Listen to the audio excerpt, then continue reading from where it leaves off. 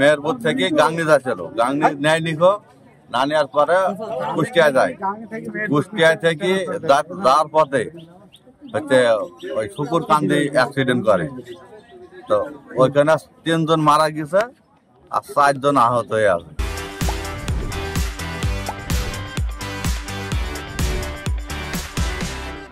মানে যে রোগী মারা গেছে, এই যে লাশ এখন হয়ে আছে, তার দাদি হইলে অসুস্থ ছিল, মাইক্রো ভাড়া কেরি কুষ্টিয়া যাচ্ছিল। কুষ্টিয়া যাওয়ার সময় শুকুরকান্দি মাঠের মধ্যে দুর্ঘটনা ঘটে, অ্যাক্সিডেন্ট করে। পেছ থেকে যেই মাইক্রো বাস মাইক্রো যেই কে মারে ট্রাককে, এক বাড়ির 2 জন। দুঃখজনক ব্যাপার, এটা ফুপু এবং ভাইস ছেলে মারা যায়, তারপরে ড্রাইভারও সহ মারা যায়। এখন 4 জন হয়েছে, হসপিটালে আছে ভর্তি।